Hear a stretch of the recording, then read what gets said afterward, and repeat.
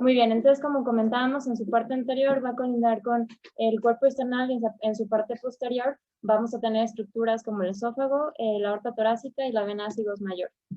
El eje largo del corazón va a ir de derecha a izquierda y va a tener una orientación obliqua. Esto significa que va a estar inferior hacia abajo y hacia la izquierda.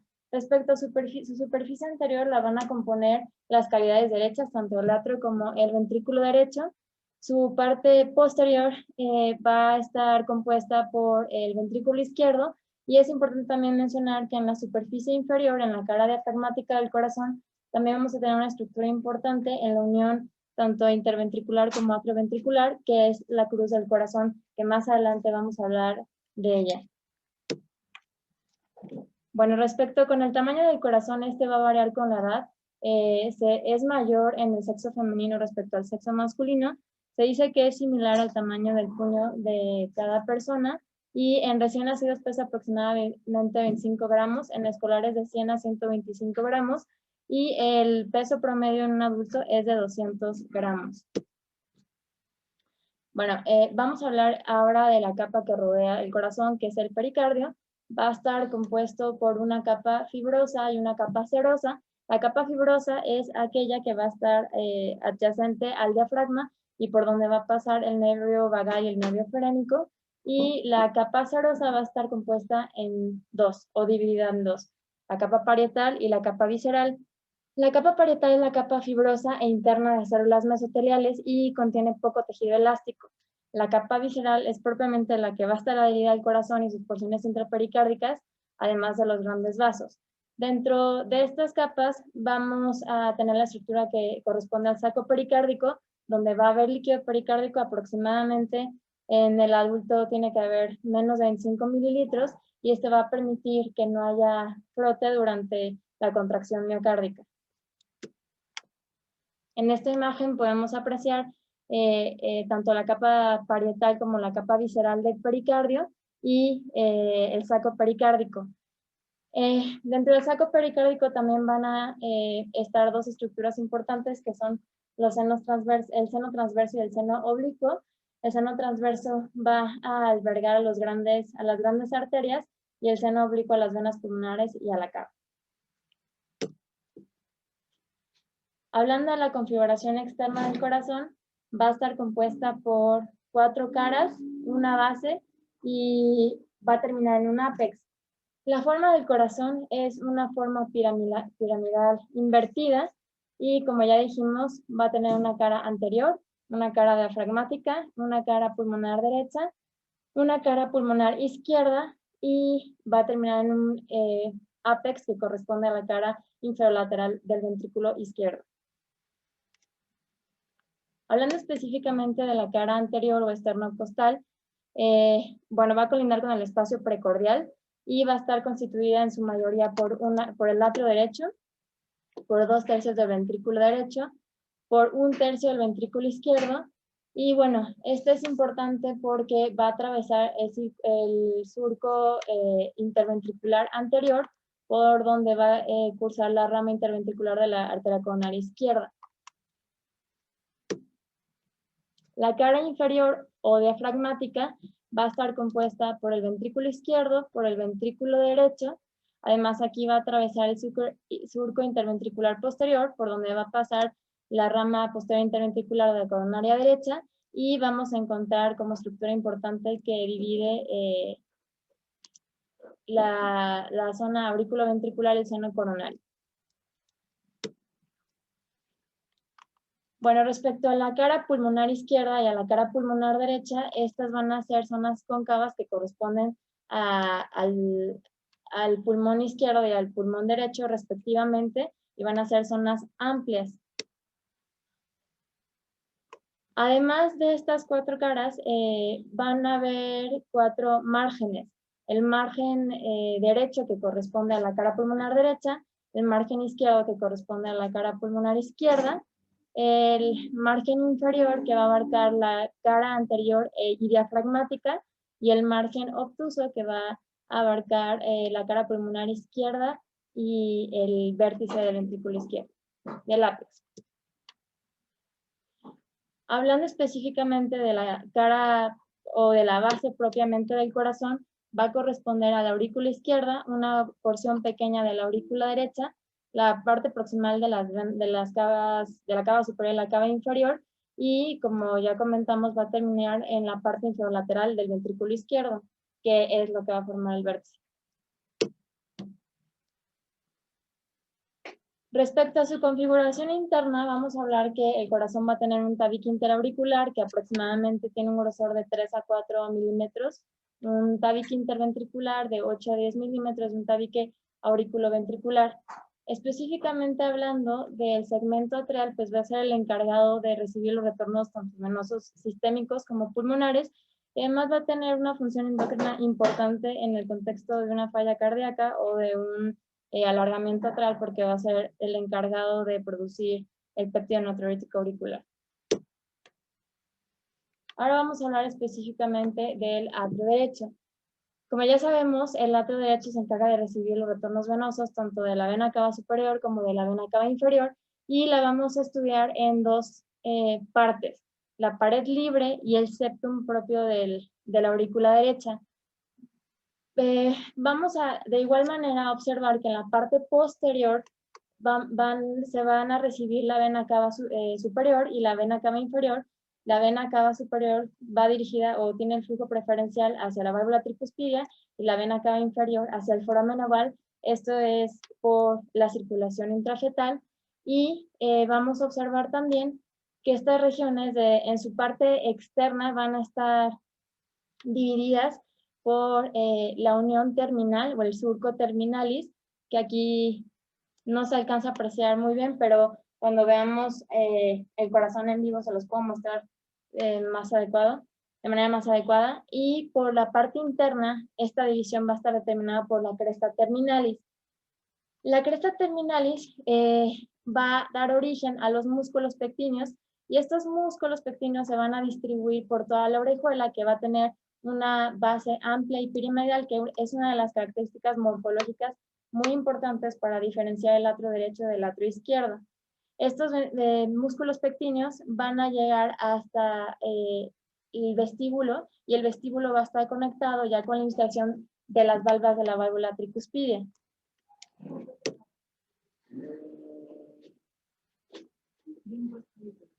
Hablando específicamente del septum del atrio derecho, vamos a tener la estructura que más importa es la fosa oval, que va a estar compuesta por un limbo, que es el anillo que va a rodear la fosa oval, y una válvula de la fosa oval. Embriológicamente, la válvula de la fosa oval va a corresponder al primer septum, o sea, el septum primum, y el limbo de la fosa oval va a corresponder al septum secundum. Bueno, hay otras estructuras muy importantes en la aurícula derecha que debemos de mencionar. A su llegada, la llegada de la vena cava inferior va a estar protegida por una válvula que va a ser la válvula de Eustaquio. Podemos observarla aquí. Y a la llegada del seno coronario también va a estar protegida por otra válvula, que es la válvula de Tedesio. La continuación de la válvula de Eustaquio va a ser lo que forme el tendón de Todaro, que es esta estructura. Y estas tres estructuras van a ser importantes porque van a formar el triángulo de Koch, que vamos a hablar de él más adelante. Su importancia radica en que ahí va a estar localizado el nodo auriculoventricular. Entonces, en resumen, el atrio derecho va a contener una cresta terminalis, va a tener una orejuela ancha con abundantes músculos pectíneos y de forma piramidal, y va a contener también el nodo sinusal como el nodo auriculoventricular. El atrio izquierdo, a su derecha va a tener como estructura el esófago, a su izquierda va a tener la aorta, en la región superior va a estar el tronco de la arteria pulmonar y el bronco izquierdo, y en su región inferior la válvula mitral. Este atrio izquierdo también lo vamos a dividir tanto en pared libre como en septum.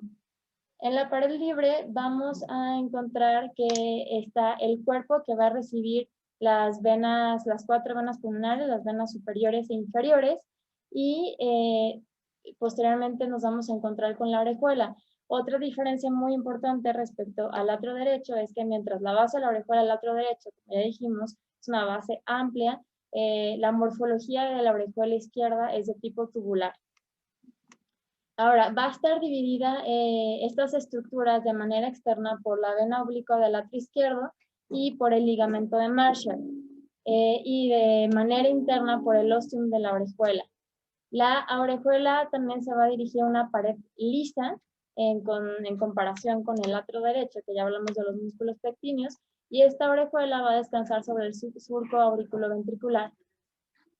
Es importante también mencionar que como una estructura que va a formar parte del atrio izquierdo es el seno coronario. Respecto al septum, no vamos a observar ni el anillo ni la válvula de la fosa oval. Y obviamente la diferencia de fosa oval y foramen oval pues va a ser que el foramen oval va a estar permeable. Y, bueno, embriológicamente esta parte o esta estructura de la fosa oval que vamos a observar va a corresponder al ostium secundum. Ahora vamos a hablar de las válvulas atrioventriculares. Estas válvulas son importantes porque, como vamos a mencionar posteriormente, van a contener tanto el esqueleto del corazón y van a separar eléctricamente a los atrios de los ventrículos. Van a estar compuestos por un anillo, por valvas, por un aparato tensor y por los músculos papilares. El anillo mitral es mucho más firme que el anillo tricuspidio y es por esto que cuando existen dilataciones ventriculares es mucho más propensa la válvula tricuspidia a tener insuficiencias.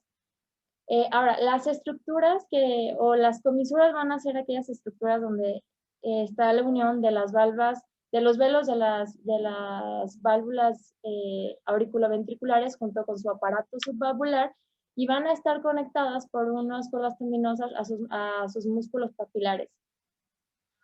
Las cuerdas tendinosas van a restringir la expulsión valvular, es decir, cuando no hay una adecuada inserción de estas puede haber prolapsos, y además en la sístole ventricular van a promover el adecuado cierre de las mismas. Hablando específicamente de la válvula tricuspidia, se dice que tiene una forma de D invertida o triangular, depende del aspecto del corazón donde se esté observando. Durante la sístole ventricular va a disminuir un 20% en su circunferencia y hasta un 33% en su área. Va a estar compuesta por tres valvas, la valva septal, la valva anterior y la valva inferior. La valva septal, bueno, unas características también importantes respecto a la inserción para diferenciar ventrículo derecho y ventrículo izquierdo es que las valvas de la válvula tricuspide se van a insertar en la pared septal, al contrario de las valvas de la válvula mitral que se insertan en la pared libre del ventrículo izquierdo. Entonces, la valva septal va a estar insertada en su septum interventricular y va a estar adherida al músculo papilar tanto posterior como medial. La valva posterior se va a encontrar en la pared inferior del ventrículo derecho y va a estar adherida por un músculo papilar anterior y además posterior. Y respecto a la valva anterior, también va a estar sujeta por el músculo papilar anterior y medial. Además, vamos a tener tres comisuras, la comisura lateral, la posteromedial y la anteromedial. Respecto a la válvula mitral, esta tiene una forma circular o elíptica y durante la sístole ventricular va a disminuir hasta un 15% en su circunferencia y un 25% de área. Va a estar compuesta por dos valvas, a diferencia de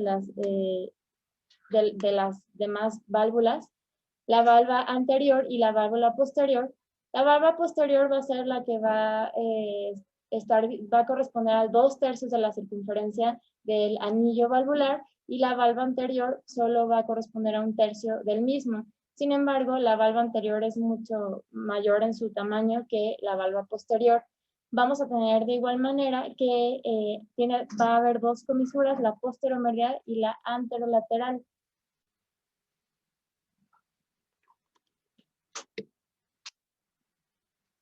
Estas valvas, la valva anterior y posterior, van a estar sujetas por unas cuerdas tendinosas que van a llegar a los músculos papilares, que son el músculo anterolateral y el músculo posteromedial.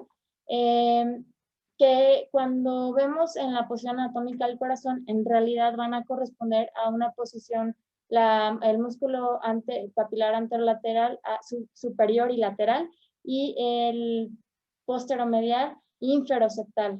Esto lo vamos a ver de una mejor manera cuando tengamos la pieza anatómica. Respecto a las válvulas semilunares, van a estar compuestas por un anillo, por valvas y por comisuras, y la diferencia con las válvulas auriculoventriculares es que no tienen aparato tensor, por lo que el cierre de las mismas va a estar dada por movimientos pasivos. Van a tener además tres estructuras cada una: la unión sinotubular, la unión ventrículo-arterial, y van a formar un círculo incompleto las valvas respecto a los ventrículos. La válvula pulmonar va a estar localizada superior a la derecha del infundíbulo, va a estar anterior y a la izquierda de la válvula aórtica, y está compuesta por tres valvas: la anterior, la posterior derecha y la posterior izquierda. Hay unas estructuras que van a ver tanto en la válvula pulmonar como en la válvula aórtica, que corresponden a los nódulos de Morgani, y estos nódulos nos ayudan a reforzar el cierre de las válvulas. Respecto a la válvula aórtica, va a estar ubicada en el bulbo aórtico y va a estar compuesta también por tres valvas: la posterior, la derecha y la izquierda. Y los nódulos que corresponden a esta válvula se llaman nódulos de Arancio, que también van a reforzar el cierre de la misma. Ahora, es importante mencionar que hay, por encima del aparato valvular, el bulbo aórtico va a formar los senos aórticos o de Valsalva, que van a corresponder al seno coronario derecho, que va a ser el anterior, va a estar sobre el septum muscular y del cual va a emerger la arteria coronaria derecha; el seno coronario izquierdo, que va a estar izquierdo y posterior y va a estar ubicado sobre el septum y sobre el trígono fibroso, que vamos a hablar más adelante de estas estructuras; y el seno no coronariano, que tiene este nombre porque de ella no va a emerger ninguna arteria coronaria, va a ser derecho y posterior y va a estar ubicado sobre el trígono intervalvular. Vamos a hablar ahora del segmento ventricular. Como ya sabemos, los ventrículos van a recibir el flujo de sus respectivas aurículas y va a estar dividido en dos cámaras: el ventrículo derecho, el ventrículo izquierdo, y van a contener también las cuatro válvulas que anatómicamente en realidad no están en el mismo plano. Se van a componer en tres segmentos o en tres porciones: la porción de entrada, la porción trabecular y la porción de salida. Si un ventrículo no contiene estas tres porciones, no se puede llamar propiamente ventrículo. Hablando específicamente del ventrículo derecho, como ya comentamos, va a tener una porción de salida que va a corresponder a la inserción de las válvulas tricúspides, una porción trabecular apical, que es la que nos va a dar la morfología propia del ventrículo derecho, porque van a ser mucho más abundantes en comparación con el ventrículo izquierdo y están entrecruzadas; y una porción de salida que va a corresponder a las valvas de la válvula pulmonar. Ahora vamos a hablar de diferentes estructuras que también se encuentran en el ventrículo derecho. Se va a unir la valva anterior a una estructura que se llama banda moderadora, que también es una de las principales características morfológicas de este ventrículo, y la valva moderadora va a seguir todo su camino hacia la pared septal. Hay una estructura o la región que está entre la inserción de las válvulas tricúspidas y la inserción de las válvulas de la válvula pulmonar. Vamos a llamarla cresta supraventricular. Esta cresta supraventricular se va a insertar en las dos porciones o dos regiones de la trabécula septomarginal, que es esta estructura muscular que podemos apreciar aquí, que también recibe el nombre de banda septal.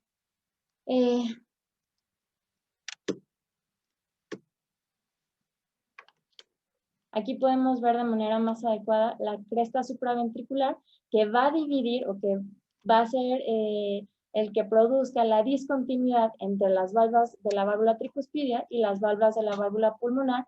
Aquí no se alcanza a apreciar muy bien, pero están las dos regiones de las dos extremidades de esta banda septal, y esta banda septal va a continuar hacia la pared septal. De manera adyacente vamos a tener también unas trabéculas septoparietales que, cuando tenemos efectos de desalineación en conjunto con la hipertrofia de estas trabéculas septoparietales, van a ser las responsables de producir una obstrucción a nivel infundibular. Respecto al ventrículo izquierdo, pues vamos a tener también una porción de entrada que va a estar dada por la válvula mitral, una porción de salida que va a estar dada por la válvula aórtica y su porción trabecular apical, que, como ya mencionamos, una de las características diferenciales del ventrículo derecho es que son mucho más delgadas estas trabéculas. Otra diferencia importante es la inserción. Podemos observar aquí la inserción de las valvas de la válvula mitral, que son en la pared libre del ventrículo izquierdo. Ahora vamos a hablar que, al igual que la valva anterior de la válvula tricuspidia, esta va a separar los tractos de salida, pero la diferencia principal con la valva anterior de la válvula mitral, que sí va a separar los tractos de salida, es que va a también formar parte del tracto de salida del ventrículo izquierdo, por lo que puede generar obstrucción. Además, en esta va a haber una estructura muy importante adyacente a la continuidad mitroaórtica, que es el septum membranoso, que ahí precisamente, cuando hay ausencia del mismo, es donde se producen las CIVs por desalineación perimembranosas, y vamos a tener una continuidad de las valvas tricuspidas, de las válvulas de la válvula aórtica y de las valvas de la válvula mitral. Aquí podemos apreciar también la inserción de los músculos papilares, que, como ya les dije, en realidad están ubicados inferior y superior-posterior. Y bueno, la importancia también de la continuidad mitroaórtica es que cuando tenemos ausencia de la misma, vamos a tener un infundíbulo aórtico, y estas son dos de las características de la doble vía de salida del ventrículo. Y además, en estas estructuras, que vamos a hablar más adelante de ellas, están los trígonos, que van a ser quienes le van a dar adecuada sujeción al corazón. Bueno, como ya dijimos, vamos a hablar de la base del corazón, y va a estar definida por el plano del surco aurículo-ventricular, donde se van a albergar las 4 válvulas cardíacas, y además va a haber unas inserciones fibrosas intravalvulares que van a corresponder a los trígonos. Vamos a tener en esta imagen, esta es el anillo mitral, este es el anillo tricuspidio, el anillo aórtico y el anillo pulmonar, y vamos a observar que van a formar el trígono izquierdo, el trígono intravalvular y el trígono derecho. Bueno, es importante también mencionar que, por la inserción más inferior de las valvas de la válvula tricuspida con respecto a las válvulas de la válvula mitral, va a haber una porción de septum interauricular y otra porción auriculoventricular. Como ya mencionamos, aquí tenemos el trígono izquierdo, el trígono derecho, la continuación mitroaórtica, va a estar adyacente el septum membranoso, que aquí es donde están los defectos perimembranosos, y esto va a formar o va a dar continuidad al cuerpo fibroso central. Esta tabla nos resume las diferencias entre las cavidades derechas e izquierdas.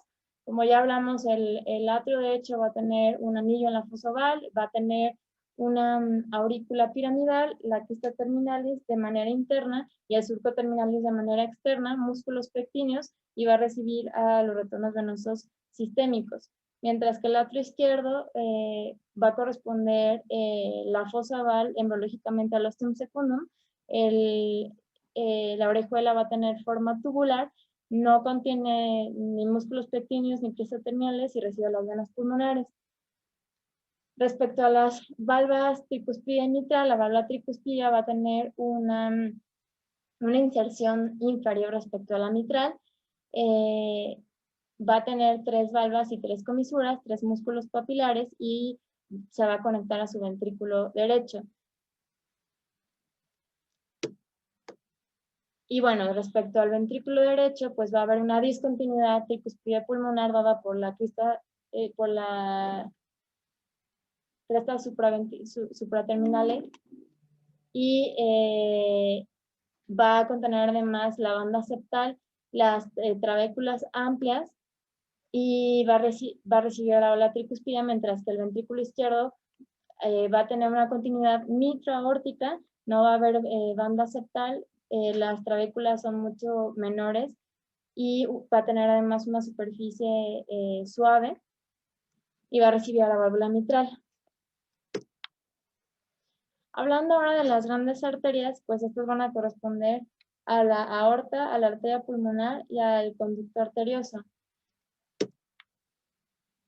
La arteria pulmonar va a estar ubicada al anterior y a la izquierda respecto a la aorta, que siempre es como tenemos que describir la relación de los vasos. La rama derecha de la arteria pulmonar va a ir por debajo del arco aórtico y detrás de la vena cava inferior, y la rama izquierda por arriba del bronquio izquierdo.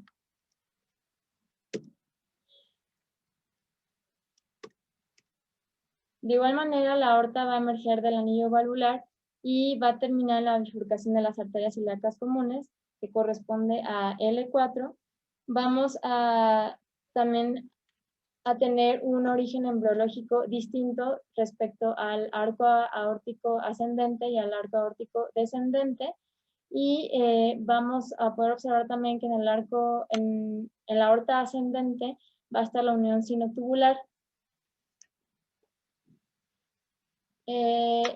La zona del istmo va a corresponder a la zona que da el origen de la arteria subclava izquierda y termina en el ligamento o en el conducto arterioso cuando todavía no se ha cerrado.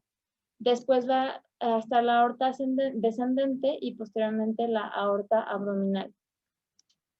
Y bueno, como ya sabemos, la lateralidad del arco aórtico va a estar dada por la emergencia del primer vaso supraórtico, o sea, del tronco brachiocefálico. Respecto al conducto arterioso, como ya sabemos, hay 3 cortocircuitos en la vida fetal que van a permitir la adecuada oxigenación, que son el conducto venoso, el foramen oval y el conducto arterioso. En la vida fetal, el diámetro del conducto arterioso es similar a la aorta descendente y tiene una longitud mayor inclusive de las ramas pulmonares. Y al nacimiento, pues va a haber un incremento de oxígeno y una disminución tanto de la prostaglandina D2 como las prostaciclinas, que van a promover la constricción de este conducto arterioso y posteriormente va a dar el origen o se va a formar el ligamento arterioso.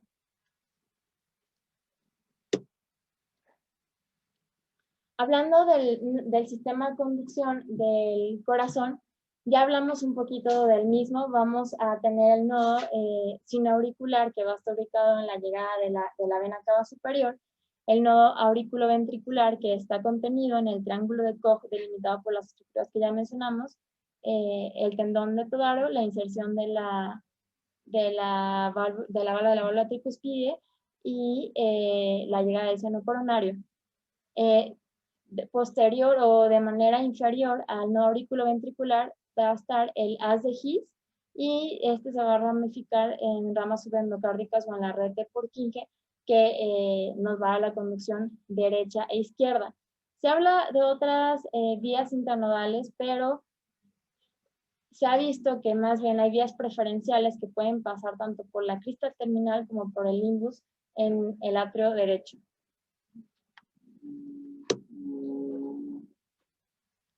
Respecto a la circulación coronaria, vamos a tener, como ya hablamos anteriormente, que de la unión sinotubular va a salir el seno coronario derecho, el seno coronariano izquierdo y el seno no coronariano, y dichos senos van a dar origen a la arteria coronaria derecha e izquierda.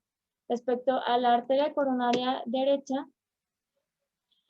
puede dar origen en un bajo porcentaje a una arteria infundibular, a una arteria del nodo sinusal, pero en la mayoría de los casos va a dar origen a la coronaria derecha. Esta se va a continuar por la unión aurículo-ventricular a la cresta supraventricular y va a terminar en el margen agudo del corazón.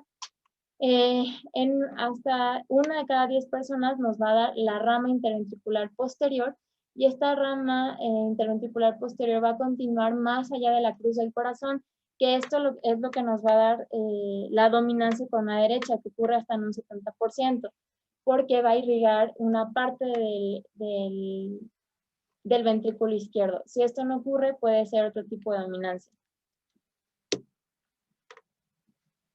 Respecto a la coronaria izquierda, va a emerger y va a continuar por la unión auriculoventricular y va a dar origen a la descendente anterior y a la arteria circunfleja. Puede haber en algunos casos una tercera arteria, la arteria intermedia, que va a estar en el margen obtuso del corazón. Y bueno, como ya sabemos, la descendente anterior va a cruzar sobre el surco interventricular anterior y va a dar ramas en tanto el ventrículo derecho como izquierdo. La arteria circunfleja va a estar relacionada con la dominancia que hablamos previamente y va a terminar en la rama marginal.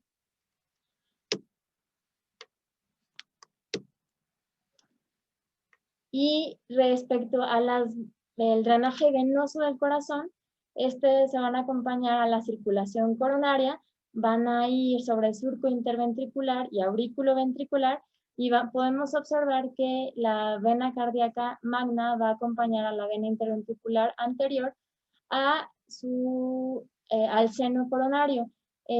Vamos a llamar vena de Marshall a la conjunción de estas venas al seno coronario, y van a discurrir hacia el atrio derecho por medio de las venas cardíaca media y pequeña, y se van a continuar hacia el mismo. Puede haber otros drenajes venosos en el atrio derecho, como las venas de Tevesio. Y bueno, es todo de la primera parte teórica de la clase de la anatomía cardíaca. No sé si alguien tenga una pregunta, comentario. ¿Cómo tomar el electrocardiograma?